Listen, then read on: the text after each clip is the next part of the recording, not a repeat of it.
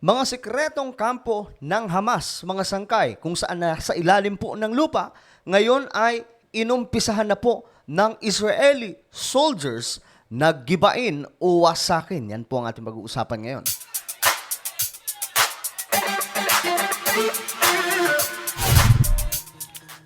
Alright, magandang oras po sa lahat ng ating mga kababayan, sa lahat po ng taga-subaybay, lalong-lalo na po yung mga solid sangkay. Maraming salamat po sa inyong lahat.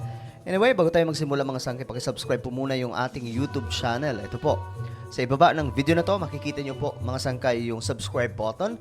Pindutin nyo lamang po yan, then click the bell and click all. At kung kayo ay nanonood sa Facebook, huwag nyo pong kahilimutan na i-follow ang ating Facebook page. So, ito pag-usapan po natin itong Israel. Talagang hot topic kasi talaga ngayon itong Israel eh. At kahit ako mga sangkay, ito po yung balita na inaabangan ko. Kasi, apektado po ngayon ang buong mundo dahil nga po sa nangyayari sa digmaan ngayon ng Israel at laban po sa terror group or organization na Hamas. Ngayon, ito po. Hamas tunnels, ayon po dito sa balita ng UNTV, sa Gaza, sinimulan ng gibain ng Israeli forces. Plano matapos ang gera, inihayag. Okay, very interesting, no?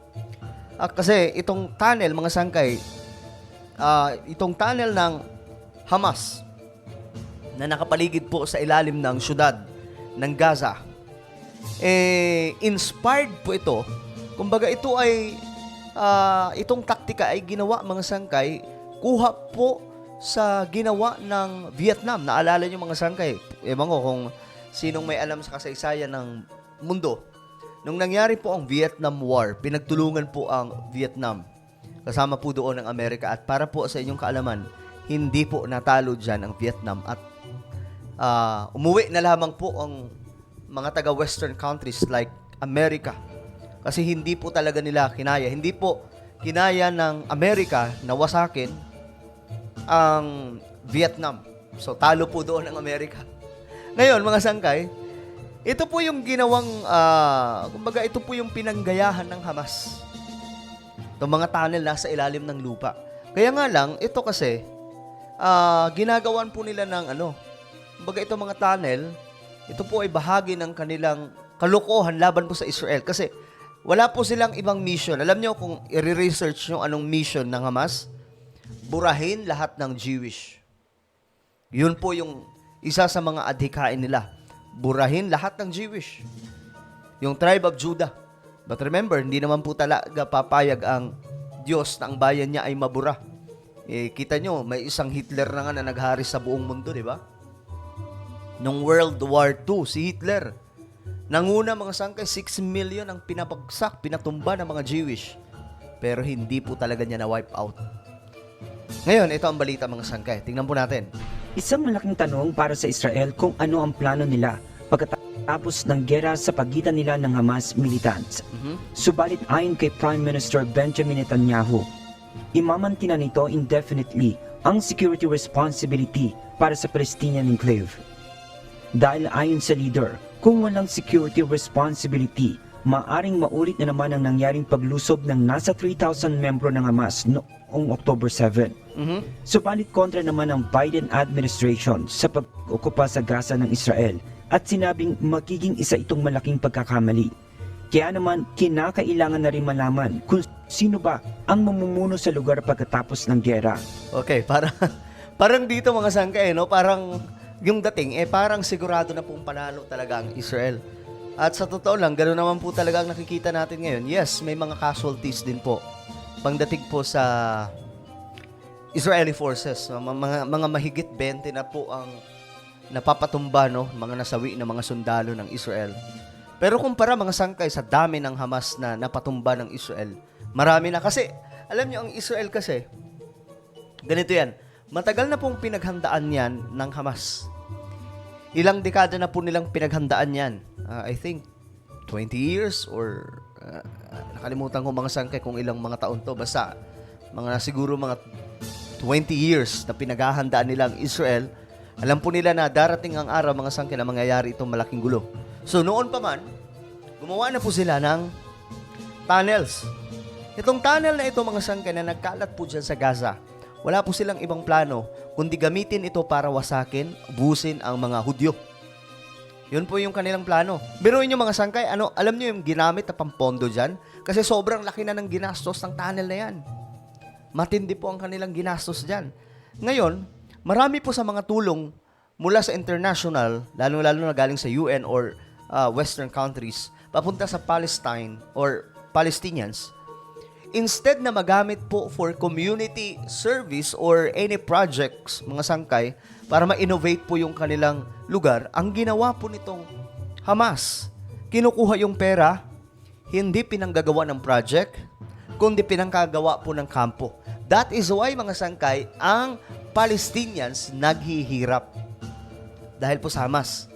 Kaya mga sangkay, for many years, na build up po nila. Kaya nga sabi po nila, mga sangkay, itong pagpasok po ng mga sundalo ng Israel papunta po sa Gaza ay trap po ng Hamas. Kasi matagal na po daw nilang pinaghandaan. Kumbaga, pag pumasok kayo, delikado na yung buhay nila nitong Israeli forces. Kaya nga lang, alam naman po natin ng Israel, mga sangkay, na matagal na rin po silang subok sa mga ganitong klaseng labanan.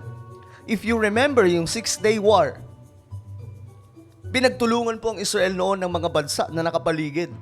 6 na araw lang pinabagsak ng Israel. Lahat ng yun. Ganun po katindi. At that time, mga sangkay, hindi pa po ganyang ka-high-tech yung mga gamit nila na pandigma.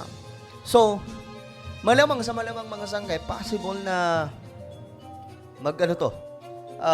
possible na gamitin na po nila yung mga, kasi may mga robot po silang gamit mga sangkay na pwedeng palusubin doon po sa mga tunnel. Marami po silang, may sponge bomb pa silang gamit na ewan ko papaano nila para lamang po doon sa mga tunnel. Hindi po papasok doon ang mga sundalo ng Israel sa tunnel, kundi gigibain lamang po nila yung tunnel kasi nasa ilalim po ang ewan ko, mga nasa libo-libo raw po yan, mga sangkay na mga sundalo na nasa ilalim ng lupa. No? Eto, panoorin na po natin. Samantala, ipinakita ng Israel Defense Forces o IDF ang isa sa pasukan ng labyrinth of tunnels ng Hamas. Ito. Ito, actual na po natin makikita itong mga tunnel nila. הפארק איפה שהיה הפארק. רואים את המתקנים, בני ששומר עלינו, גלגל ענק, סחה, Ayun. פה אזור ישיבה לילדים. Ayan mga sangkay, oh. Yan yung isa sa mga tunnel. Grabe, no? Ano daw yan, mga sangkay? May ilaw sa loob. Kumpleto po ng mga gamit.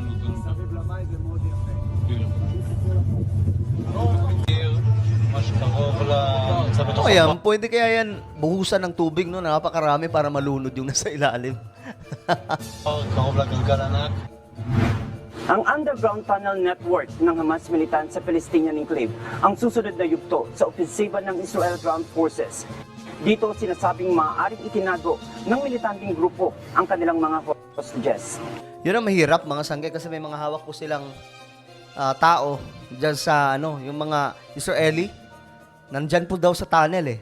Hindi ko alam kung paano i-rescue dyan ng Israeli forces. Dami daw nun eh.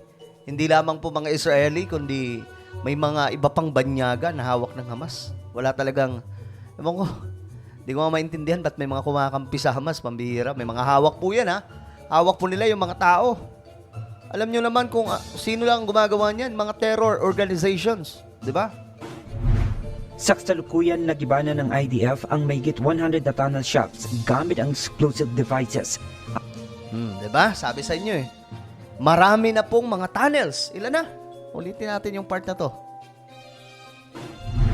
Sa kasalukuyan, nagibana ng IDF ang mahigit 100 na tunnel shafts gamit ang explosive devices. Mahigit 100. Ayon kay Chief Military Spokesperson Rear Admiral Daniel Hagari, ayon din sa IDF, nakita nila ang isang weapon warehouse na naglalaman ng chemical materials RPGs, Grabe. Yan po yung mga na-recover nila oh.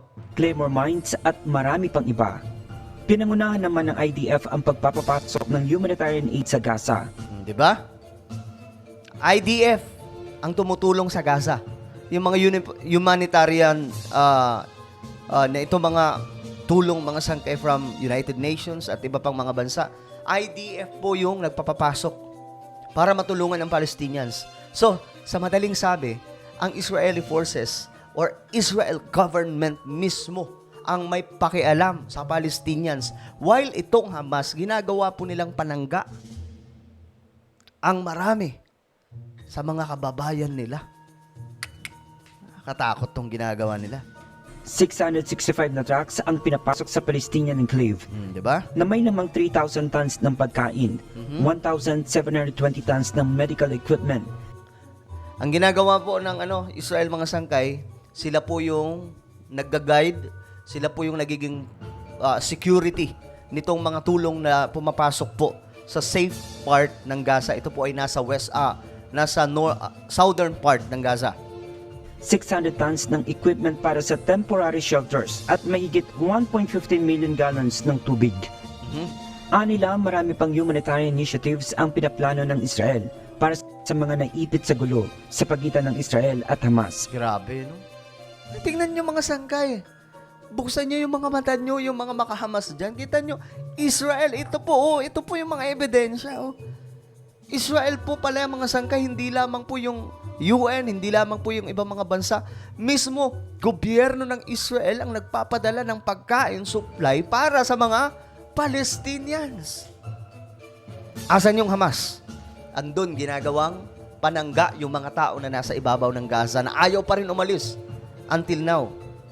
Iginiit din ng grupo na ang laban nila ay sa Hamas at hindi sa mga Gazan civilians. Diba? Radiant Boulevard. Okay. Guys, ngayon klaro na po mga sangkay. Ano po ang inyong komento tungkol dito? I-comment nyo lamang po sa ibaba. At ngayon guys, pag-subscribe po yung isa kong YouTube channel. Okay, hanapin nyo po ito sa YouTube. Pag nakita nyo na, click the subscribe, click the bell, and click all. Ako na po ay magpapaalam hanggang sa muli. This is me. Sangkay Janjan, palagi nyo pong tatandaan that Jesus loves you. God bless everyone.